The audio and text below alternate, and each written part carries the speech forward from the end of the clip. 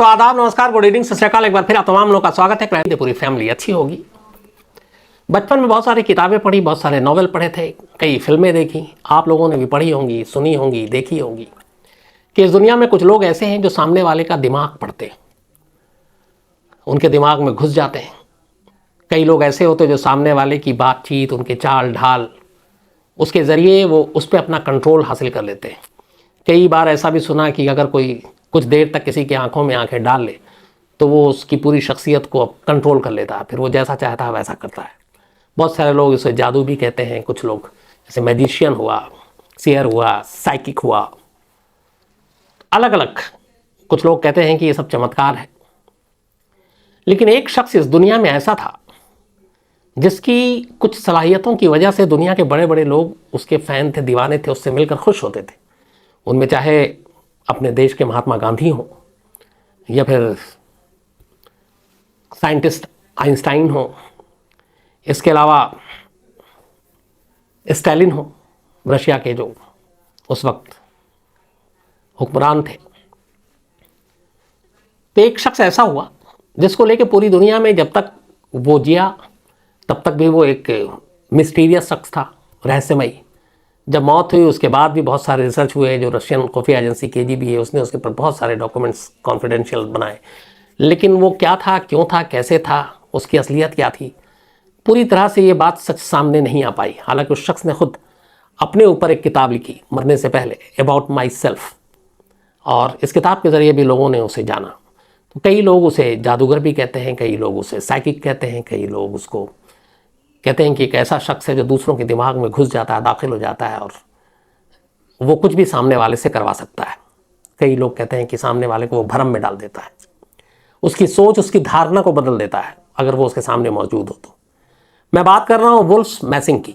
Wolf मैसिंग एक ऐसा शख्स जिसका जन्म उस वक्त पोलैंड में हुआ, हालांकि उस पर रशिया का ही एक तरह से के अधीन था, कब्जे में था। 1874 में जन्म हुआ वुल्फ मैसिंग का एक यहूदी परिवार में। और जो फैमिली के लोग थे वो चाहते थे कि ये बड़ा होकर रबाई बने। रबाई यहूदियों में उस शख्स को कहते हैं जो धार्मिक ज्ञान देता है, धार्मिक चीज़ें बताता है, पढ़ाता है। जैसे हमारे यहाँ, अगर मैं गलत नहीं हूँ तो शायद मौलवी होते हैं या फिर पंडित होते हैं जो धर्म का ज्ञान देते हैं। तो यहूदियों में रबाई है। तो वो चाहते थे उसके माँ बाप, लेकिन उसका दिमाग, ध्यान इन चीज़ों में था नहीं, पढ़ने लिखने में उतना मन नहीं था और घर की कुछ चीज़ों की वजह से वो परेशान भी था। एक दिन वो घर से भाग जाता है और ये बात है 1910 की, जब उसकी उम्र करीब 16-17 साल रही होगी। तो वो एक बर्लिन की ट्रेन में बैठ जाता है और उस वक्त बाद में ये लोग जर्मनी पहुंच गए थे पोलैंड से। बर्लिन की ट्रेन में पहुंच जाता है ये एक लड़का। अब इसके पास ना पैसे, ना टिकट, कुछ भी नहीं।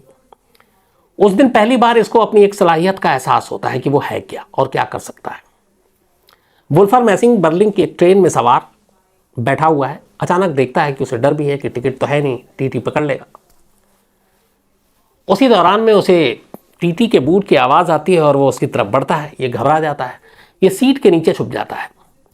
लेकिन टीटी की नज़र पड़ जाती है और सीट के नीचे उसको आवाज़ देता, बाहर निकालता है। उसके बाद उससे टिकट मांगता है कि तुम्हारी टिकट कहाँ है।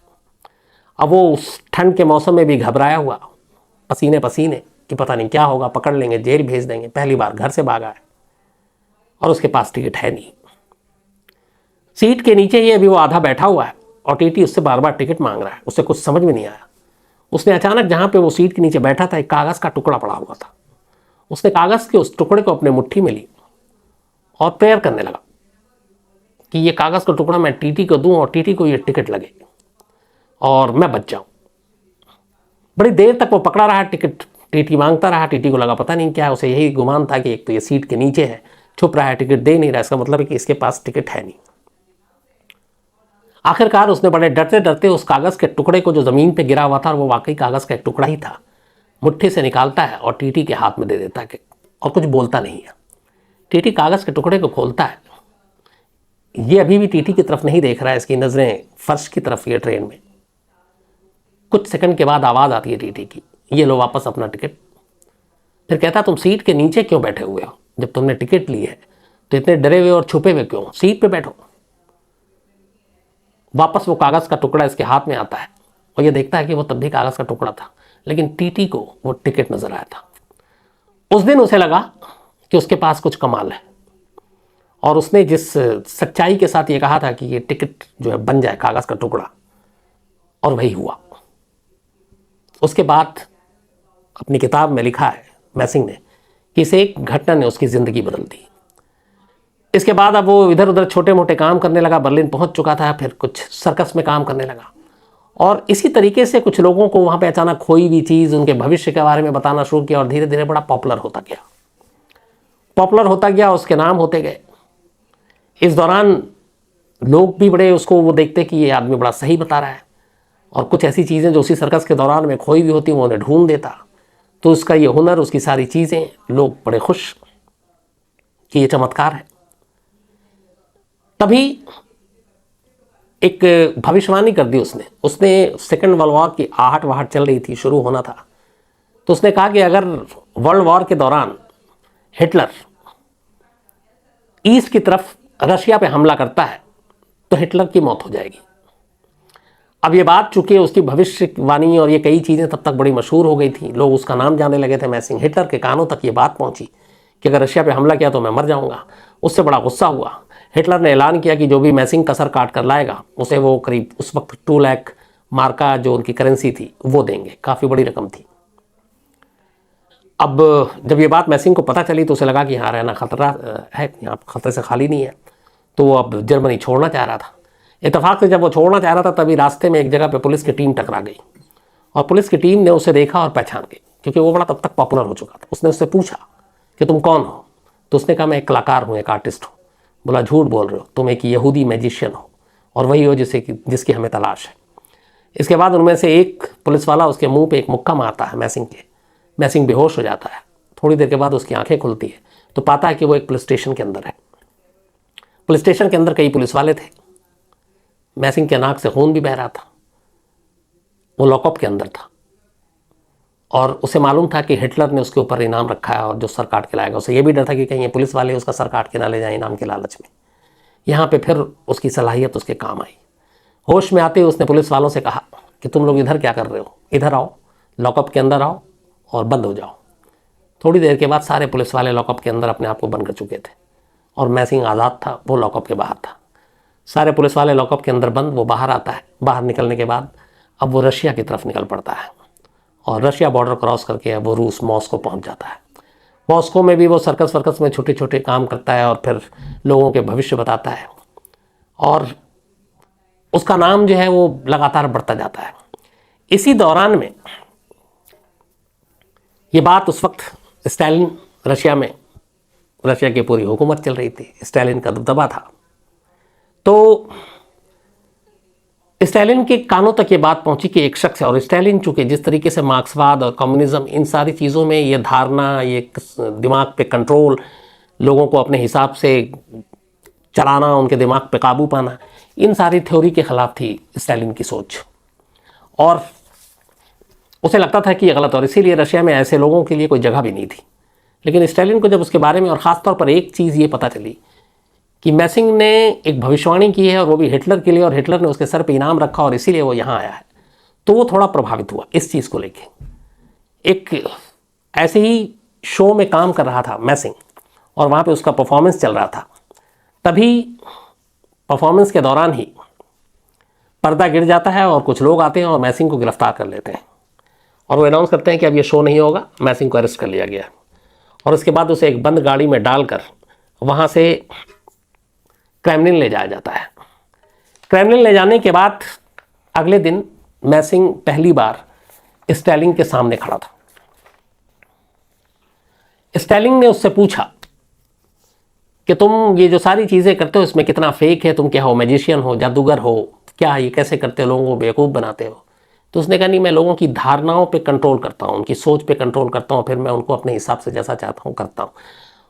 स्टालिन ने बहुत सारी बातें सुन रखी थी, यहाँ तक कि उस जर्मनी की पुलिस स्टेशन के लॉकअप से निकलने की भी बात सुन रखी थी। स्टालिन ने कहा कि मैं मानूंगा नहीं तुम्हारी बातों पे, मैं तुम्हारा एग्ज़ाम लूँगा, टेस्ट लूँगा। स्टालिन ने पहला टेस्ट दिया जिस दिन ये मुलाकात हुई कि कल दोपहर 2 बजे तक जो हमारा सेंट्रल बैंक है उस बैंक में तुम जाओगे मॉस्को के अंदर, और वो वहाँ का सबसे बड़ा बैंक है, और तुम वहाँ के क्लर्क से 1 लाख रुपए, वहाँ की जो करेंसी थी, वो उस पर कंट्रोल, उस पर काबू करके तुम लेकर आओगे, तो मैं मानूंगा कि हाँ तुम अपनी धारणा से, अपनी सोच से, अपने सामने वाले के दिमाग को कंट्रोल करके उससे कुछ भी करवा सकते हो। तो तुम्हारे पास ना चेक है, ना तुम्हारा उस बैंक में अकाउंट है, कुछ नहीं है, लेकिन तुम्हें उस बैंक से 1 लाख रुपए लेकर आना, और कल 2 बजे तक। और अगर ऐसा नहीं हुआ तो फिर तो उसका मतलब है कि तुम फेक हो। 2 लोग गार्ड के तौर पर मैसिंग के साथ भेजे गए। मैसिंग बैंक पहुंचता है, और वहाँ उसे पता नहीं था कि किस काउंटर पे कहाँ जाना है। वो अचानक जाता है और एक काउंटर की तरफ बढ़ जाता है। वहाँ पे एक ट्रेजरर खड़ा था सामने। थोड़ी देर तक मैसिंग कुछ सोचता है, उसके बाद अपनी जेब से एक ब्लैंक पेपर निकालता है, और वो पेपर जो है सामने वाले को दे देता है, जो बैंक का कर्मचारी था, मुलाजिम था। बैंक के ट्रेजरर ने उस कागज़ को 5-6 बार गौर से देखा, बहुत ही ध्यान से, और फिर, बल्कि रुबेल था, देखने के बाद वो पीछे मुड़ता है, नीचे से ड्रॉवर से पैसे निकालता है, 1 लाख रुबेल जो स्टालिन ने कहा था, और वो 1 लाख रुबेल मैसिंग के हाथ में दे देता है। मैसिंग वो पैसे लेता है, बैग के अंदर रखता है, और बैंक से निकल जाता है। इसके बाद वो स्टालिन के पास पहुंचता है, और वो 1 लाख रुपए स्टालिन के हाथ में दे देता है। स्टालिन के जो गार्ड थे वो इस बात के विटनेस थे। जब भेजा गया था तो जो कपड़े थे सारी तलाशी ली गई थी, ये चेक किया गया था, चूँकि वैसे भी इस बात की कोई उम्मीद नहीं थी कि उसका बैंक में अकाउंट होगा, उसके पास कोई चेक होगा, कोई पैसे होंगे, कोई डिपॉजिट होगा। और गार्ड ने बताया कि उसने मेरे सामने सादा पेपर दिया था, पर ट्रेजरर को वो पेपर नहीं, चेक नजर आया था, और 1 लाख का ही, और 1 लाख रुपये उठाकर उसने मैसिंग को दे दिया। अब स्टालिन बड़ा इससे प्रभावित हुआ, लेकिन उसने फिर कहा कि मैं अभी कैसे मानूं कि तुम सही हो।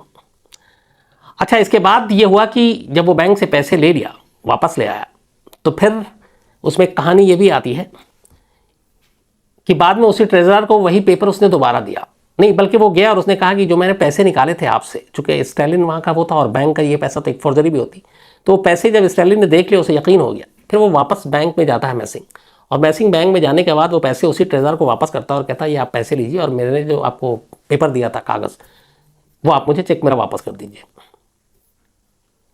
वो ट्रेजरर जो क्लर्क था, वो स्टालिन के दिए हुए उस पेपर को निकालता है, और इस बार वो 4-5 बार फिर देखता है, और उसकी हालत ख़राब हो जाती है। वो प्लेन पेपर इस बार था, प्लेन पेपर ही उसको नज़र आया, जो पिछली बार चेक नज़र आया, और कहते हैं कि बेहोश हो के वो वहीं गिर गया था। वो पैसे खैर फिर बाद में वहाँ पर लौटा दिए गए। लेकिन स्टालिन को फिर भी था कि बड़े बड़े जालसाज, बड़े बड़े दिमाग वाले होते हैं, तो कुछ ये भी हरकत ऐसी कर सकता है, तो इसको नहीं माना। इसके बाद मैसिंग को वहीं एक कमरे में बंद कर दिया गया, और वहाँ पे तमाम सैनिकों के पहरे लगा दिए गए, और स्टालिन ने कहा कि तुम ये कमरे में बंद रहोगे हमारे इसी में जगह पे, और 12:05 का समय दिया, जितने भी टाइम बंद था, कि 12:05 तक अगर तुम इस कमरे से बाहर आ गए तो मैं मान लूंगा कि हाँ तुम कुछ अलग हो। और वही हुआ। ठीक 12:05 पर तमाम सैनिकों के पहरे के बावजूद मैसिंग उस कमरे से, जिस कमरे को ताला लगा दिया गया था, बाहर पहरा हो रहा था, वो बाहर आकर स्टालिन के सामने खड़ा हो जाता है। स्टालिन को दोबारा धक्का लगता है कि ये क्या है, लेकिन स्टालिन अब भी इम्तिहान लेना चाहता था, और क्योंकि बात फिर वही थी, कम्युनिज्म और सारी चीज़ों की विचारधारा, और इन चीज़ों के लिए उसके पास कोई गुंजाइश नहीं थी। तो स्टालिन ने कहा कि मैं प्रभावित तो हूँ, लेकिन कुछ और इम्तिहान लेना चाहता हूँ। अब स्टालिन ने एक और तीसरी बार इम्तिहान लेने का फैसला किया, और तीसरी शर्त उसके सामने रखी। उसने कहा कि कल रात 12 बजे तुम ठीक मेरे सोने के कमरे में आओगे, जहां मैं सोता हूं, और तुम आ जाओ तो मैं मान जाता हूं। अब स्टालिन ने ये कह तो दिया, लेकिन जिस स्टालिन की जान को बड़ा खतरा था सुरक्षा को लेकर भी, तो उस वक्त ये था कि स्टालिन रात को कब किस कमरे में सोए उसके तमाम सुरक्षा गार्ड को भी पता नहीं होता था। कई कमरे थे उस वक्त, उसके नंबर हुआ करते थे, कोई 5 नंबर कमरा, 3 नंबर कमरा, 6 नंबर कमरा, पहली कतार में कमरा, दूसरी कतार में कमरा। यहाँ तक ये भी कहते हैं कि स्टालिन की वाइफ को भी पता नहीं होता था कि वो आज की रात किस कमरे में सोएगा। बाहर गार्ड को तो पता ही नहीं, क्योंकि कभी कोई रात को गार्ड ही हमला कर दे, कोई बॉम्ब फेंक दे, तो इस वजह से स्टालिन हर रात अपने कमरे को बदलता रहता था, और किस कमरे में सोता था इसकी जानकारी किसी को होती नहीं थी। और यहाँ उसने चैलेंज दिया मैसिंग को कि तुम रात 12 बजे मेरे कमरे में आओ, और उसने कहा तुम तो कमरे से बाहर निकल सकते हो, सब कुछ तो तुम्हारे लिए मुश्किल तो है नहीं, लेकिन आकर दिखाओ। स्टालिन को इस बात पक्का यकीन था कि जिस तरीके की सुरक्षा है, सैकड़ों गार्ड, सुरक्षा गार्ड, सेना के लोग उसके उस महल पे चारों तरफ रहते हैं, चप्पे चप्पे पे, कोई बाहरी शख्स घुस ही नहीं सकता, वहां पे ये आ नहीं सकता। अब रात के 12 बजे का इंतजार हो रहा था। ठीक 12 बजे जो स्टालिन ने वक्त दिया था, बेडरूम में जिस कमरे में स्टालिन सो रहा था उसके बेड के पास एक टेबल था, और उस टेबल के पास अचानक मैसिंग खड़ा हुआ नजर आता है, क्योंकि स्टालिन इंतजार कर रहा था 12 बजे का, और जैसे ही 12 बजा उसने देखा टेबल के पास मैसिंग खड़ा है। अब स्टालिन बिल्कुल मतलब हक्का बक्का कि ये क्या है। इतनी ज़बरदस्त सुरक्षा घेरे के बावजूद एक शख्स उसके बेडरूम में, और जिससे ये भी पता नहीं कि मैं किस कमरे में सोऊंगा। तो बड़ी हैरानी से स्टालिन ने पूछा कि ये तुमने कैसे किया मैसिंग? तो उसने कहा कुछ नहीं, मैंने बड़ा आराम से किया। उसने बोला कि मैंने सिर्फ अंदर आने के बाद एक ही नाम लिया, मैंने कहा कि मैं बैरिया हूँ, और हर गार्ड ने मुझे झुक के सलाम किया और मुझे किसी ने रोका नहीं। बैरिया एक्चुअली वहाँ का सबसे बड़ा अफसर था जो सुरक्षा में लगा रहता था स्टालिन के, और कहते हैं कि उनके बैरिया के पास स्टालिन के बाद सबसे ज़्यादा पावर था, वो नंबर 2 मोस्ट पावरफुल पर्सन था। तो उसने कहा कि बस मैंने उसका नाम लिया और हर एक गार्ड को लगा कि मैं बैरिया ही हूँ, और किसी ने भी फिर मेरी तरफ न शक किया न मुझे उस नज़रों से देखा, और मैं आ गया। जब ये 3 इम्तिहान में पास हो गया तब स्टालिन ने कहा ठीक है, अब तुम आराम से मॉस्को में, रूस में रह सकते हो। इससे पहले ऐसे जादूगर या ऐसे लोगों के लिए जगह नहीं, बल्कि कई लोगों तो मौत के घाट उतार दिया गया था जो उसकी सोच के खिलाफ इस तरीके से जाते थे। तो अब इसके बाद मैसिंग वहीं रह गया, और दूसरा, मैसिंग को चूँकि पनाह दी थी उस वक्त हिटलर ने जो धमकी दी थी, तो मैसिंग को भी लगा कि यहीं रहना चाहिए। और कहते हैं कि KGB में के लिए भी मैसिंग का इस्तेमाल किया गया था स्टालिन के ज़रिए। बल्कि स्टालिन ने यह भी कहा, इतना यकीन हो गया था कि अगर ये आदमी सामने वाले के दिमाग पे काबू पा सकता है तो इसका जंग में भी इस्तेमाल करो। अगर मान लीजिए कि दुश्मन देश का एक जहाज़ पायलट बॉम्ब गिरा रहा है, तो उस पायलट के दिमाग में घुसकर ये उसको वापस प्लेन को मोड़ के कहेगा कि अपने ही देश में गिरा दो, तो ये भी हो सकता है। हमारी तरफ बॉम्ब अगर आ रहा है तो उस बॉम्ब को ये कह सकता है कि उधर ना फेंकने की बजाय उन्हीं के ऊपर फेंकवा दो। तो उसने कहा कि इसका बड़ा इस्तेमाल हो सकता है, और कहते हैं कि शायद जंग के दौरान उसका इस्तेमाल किया भी गया। एक बार इसी के साथ ये किस्सा जुड़ा था कि जब ये सारी चीज़ें हो गई तब स्टालिन ने पूछा था मैसिंग से, अच्छा ये बताओ कि तुम कब तक जिंदा रहोगे, कब तक जियोगे, या उसको यूँ कहे कि तुम्हारी मौत कब होगी। तब मैसिंग ने स्टालिन से कहा था आपकी मौत के बाद। और ये भी सच हुआ कि स्टालिन की मौत पहले हुई और मैसिंग की बाद में हुई। ये किस्सा चलता रहा। इसी दौरान में बहुत सारे लोग, मैसिंग की ये सारी कहानियाँ, दिमाग पढ़ने वाली चीज़ें पूरी दुनिया भर में फेमस थी। गांधी जी भी बड़े मैसिंग से प्रभावित थे। आइंस्टाइन जैसे साइंटिस्ट वो भी बड़े प्रभावित थे। एक बार तो आइंस्टाइन और उनके साथ एक और साइंटिस्ट थे जिनका नाम था सिग्मा फ्रायड।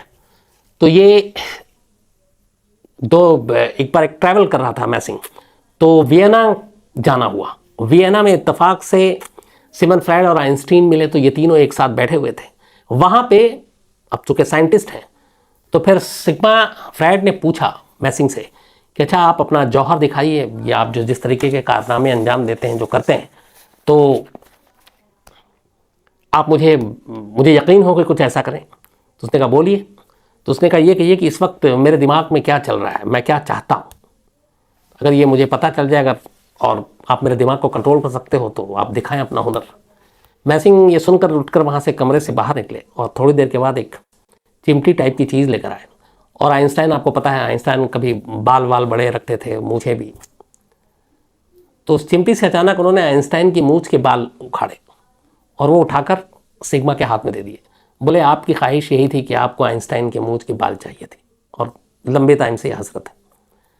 ये देख कर जो सिग्मा फ्रायड है वो चौंक गए, बोला हाँ मेरी यही ख्वाहिश थी। और उसके बाद वो और भी ज़्यादा फिदा हो गया और भी फ़ैन हो गए। और आइंस्टीन भी इस बात पर, आइंस्टाइन जो है वो भी बड़े प्रभावित हुए। इसके बाद अपनी किताबें लिखने में ज़्यादातर वक्त बिताया मैसिंग ने और फिर वहीं मॉस्को में रहे। इस दौरान लास्ट में करीब 75 साल की जब उम्र थी, बल्कि 75वां बर्थडे था, उससे कुछ वक्त पहले वो बीमार पड़े और बीमार पड़ने के बाद जब उनको अस्पताल ले जा रहा था, तब उन्होंने अपने एक दोस्त से ये कहा कि अब मैं इस जगह पे वापस दोबारा नहीं आऊँगा, क्योंकि मैं अस्पताल से ज़िंदा नहीं लौटूंगा। और भविष्यवाणी सही हुई, खुद की भी। और इसके बाद मैसिंग की डेथ हो गई 75 की उम्र में। कहते हैं कि उसके बाद केजीबी के आर्काइव में, जो रशिया की खुफिया एजेंसी है, आज भी वुल्फ मैसिंग से जुड़े हुए तमाम जो चीज़ें हैं वो वहाँ पे संभाल कर रखी गई है। और पूरे वो जो डॉक्यूमेंट्स है उसको संभाल कर रखा गया है। वहाँ पे बहुत सारे लोग उस पर रिसर्च भी करते हैं, और दुनिया में बहुत सारे लोग आज भी हैं जो इस बात पे बहस भी करते हैं कि आखिर वुल्फ मैसिंग था क्या। एक साइकिक, वाकई सचमुच दिमाग को पढ़ने वाला, इंसानों के उनकी धारणाओं, उनकी सोच को अपने हिसाब से चलाने वाला, उनके ऊपर कंट्रोल पाने वाला, और उसकी भविष्यवाणियाँ जो उसने की। जैसे हिटलर की जो भविष्यवाणी थी कि अगर सेकंड वर्ल्ड वॉर में रशिया पे हमला करेगा तो मौत होगी, और यही हुआ। बर्लिन तक रशिया की फ़ौज पहुंच गई और आखिर में हिटलर की मौत हुई। हालांकि कहा जाता है कि हिटलर ने खुद को गोली मारी। हिटलर की पूरी मौत की कहानी आपको इसी एपिसोड में सुना चुका हूँ कहानी के। तो ये थी वो उस दिमाग की कहानी, जिस दिमाग के रहस्य पर से आज भी पूरी तरह से पर्दा हटा नहीं है।